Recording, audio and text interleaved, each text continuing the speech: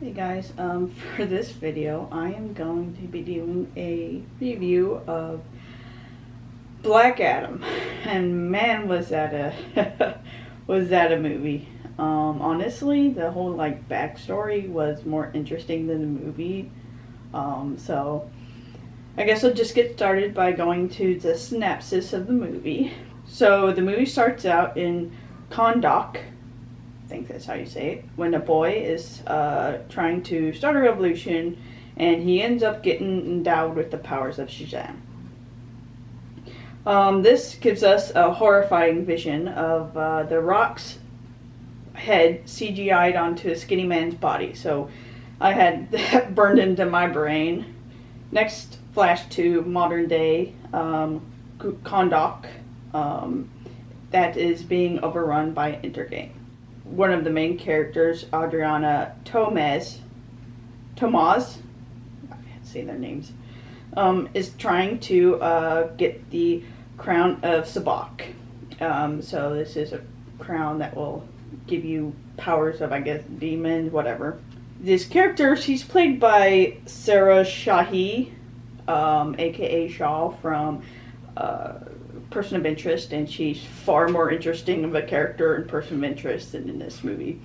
Although she did have one of my favorite scenes in which she pretty much rips the Justice Society of America's a new one for not doing shit for years about Intergang, only to show up now when Black Adam appears. So I did enjoy that part, I must admit. He's the champion of Kahndaq. Who are you? The Justice Society? We have been living under military occupation for 27 years and never seen you before. You didn't come when Intergang invaded our country, when they stole our resources and killed my husband. But now, we finally have our own hero, and you decide to fly down here and save us? I think she was the one who's supposed to eventually become ISIS. Unless I'm mistaken. I think he ends up marrying Isis in the comics, and I think I heard that she's supposed to be Isis in a movie that's probably not even going to happen. So eventually Black Adam wakes up. Amanda Waller is able to tear herself away from getting her ass beat by a bunch of dumbasses to call the Justice Society, which apparently is now, they're Amanda Waller's bitches, which is ironic considering how, Hawkman, he's all about not killing in this movie, but is working with a woman who literally slaughtered her entire team to hide, what she's done. So, you got me there. And honestly, I'm not at all excited for the Justice Society to be appearing because they are so bland and boring. I actually forgot that they appeared in Black Adam. That's how unmemorable they are. The main cast of characters for the Justice Society, it's Adam Smasher, played by Noah Centineo, and aka the current generic dude that's popular with women but isn't particularly talented. He's obviously supposed to be a ripoff of Deadpool, as per this scene. I am so sorry, was that expensive?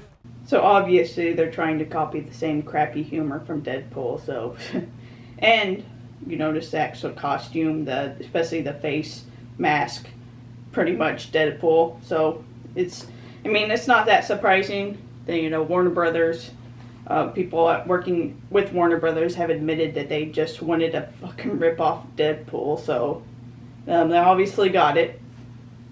There's Hawkman, who, I don't give a fuck about because, that they do this whole he doesn't kill bullshit in this movie. The character that's routinely brutal in the comics, but as per usual, once it's a non-Snyder DC movie doing whatever the fuck they want, then suddenly it's fine. So, Dr. Fate, of course, I'm not excited for it because I know the MCU dumbasses will try to claim it's a ripoff of Doctor Strange, despite Dr. Fate appearing 30 years before Doctor Strange was ever thought of. So yeah, Doctor Strange is actually a ripoff of Dr. Fate. But, of course, they have to, the idiots at Warner Brothers have to try to, copy MCU. So they use that shitty CGI helmet that they have with Iron Man. So that was not fun. Then there's Cyclone, who, at first, I thought she was supposed to be there to be a crappy romantic interest for Adam, because they do that. But apparently, after reading more into it, it was originally supposed to be Hawk Girl, but for some godforsaken reason they didn't do it, and now she's pretty bland character, Cyclone. So, some bad dude tries to get the crown, Black Adam destroys him, and the kid gets injured. Of course, Black Adam feels guilty, etc. Adam reveals that his son was the one who got the powers, but he gave them to Adams to save him, and his son, and his wife eventually get killed. And I honestly did not know you can just pass on the Shazam powers as if they're football, so that was a surprise. Then, of course, we get the scene with the Nippo wife, where she reprises her role of the useless fucking character, whose name I cannot fucking remember her name, because she's literally so fucking useless. But gotta get it in there, because, she's married to the head of DC now, and of course, that creepy fucker made sure to get on Twitter to cry about how he didn't actually put her in Shazam 2 in particular. It was actually his partner, right? His partner decided to put his wife in it with, this useless character. So, it's going to be fun future movies, right? Black Adam eventually surrenders. The bad guy eventually gets a crown and turns into a demon that once again, I forgot completely about. I forgot who the villain of this movie was. And frankly, I thought he was Trigon at first, because he looks pretty much just like him. So, yeah. I don't know if that was intentional or they're just, stupid. So Dr. Fate eventually sacrifices himself for some reason. I think it's completely useless in the long run. And of course, despite him being killed off in his first movie, I don't hear any bitches online crying about how you need 100 movies with him first before you can kill him off. We don't need 100 movies for us to care about him, so that you can be, you have the right to kill him off, I guess. So that was fun. So eventually the bad guy dies, the good guy wins, etc. Of course, it's just generic comic book movie plot garbage. It's pretty much useless. And of course, in a desperate attempt to squeeze out every sin from the audience, they have an end credit scene where it's revealed that Superman is now the government bitch. So that's real fun. Honestly, just the fact that Justice League was pretty much completely useless in this movie. In fact, they honestly helped the villains more than they actually helped the good guys. They're so focused on saving all these useless dumbasses who are trying to kill people, trying to stop Black Adam from killing them. They fucking focus more on that than actually fucking trying to stop them. We get that fucking scene with Atom Smasher, in which he pretty much destroys shit because he's a dumbass, and that's quite often what happens. They just do dumb shit that ends up fucking destroying shit when, take them out of the formula, and Black Adam would probably have fucking handled it easily. So, yeah. It's so fucking stupid. But, like I said, this movie was actually more interesting backstory than it was actually watching the movie. So, quick, convoluted timeline for this movie. So, the movie was in development hell since 2016. Development was placed on hold in 2019, started up again in 2014. The Rock met with the Snake in 2017, was delayed until 2019 because of Rock's commitment to 2 mediocre movies. Didn't start filming until 2021 and was released in 2022. And it went through 2 different directors. So most of the cast wasn't actually cast until 2021. And apparently the cinematographer for this movie actually did the Joker, which you could not tell because this movie looks like crap. Of course, the irony being the producer, Hiram Garcia, he was talking about Black Adam. And he said that Black Adam was not going to be a Boy Scout and he would rip your head off if you crossed him. So the fact he uses the word Boy Scout obviously makes me think he's comparing him to Superman, which is ironic considering how many whiny bitches were whining about how Superman doesn't kill in Man of Steel when he stopped the genocidal maniac, right? But this character, you know, he you know, the producer pretty much admit that he ripped someone's head off if he wanted to. So, I mean, they pandered to these fake-ass critics and fans who bitched incessantly about Zack Snyder's movies, and the result was $393 million box office on a $260 million budget.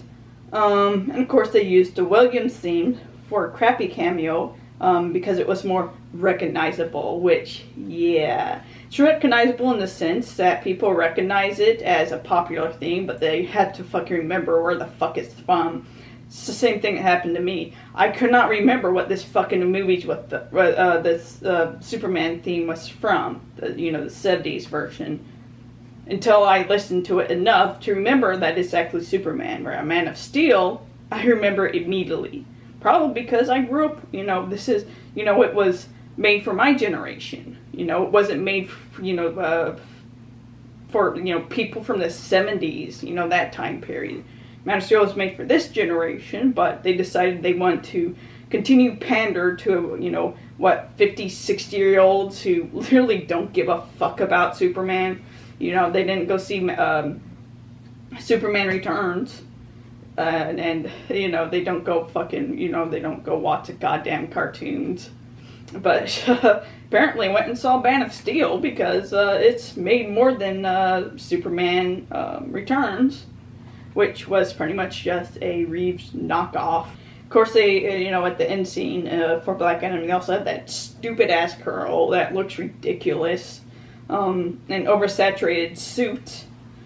I mean, it's hysterical because when I saw that, I thought that if they could resurrect Reeves, they would have, because, their desperation to pander to fake fans claiming that they want to clone a Reeves Superman.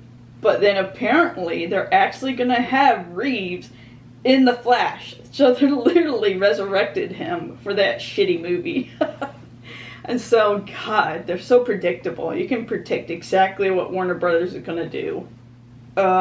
It gets even better. So apparently after the release of the movie, there was a report that executives believe that The Rock leaked a financial sheet to Deadline Hollywood, which contained fake numbers for the marketing budget, home entertainment revenue, and interest rate for the film. So pretty much Rock tried to fudge numbers to make it look more successful than it was.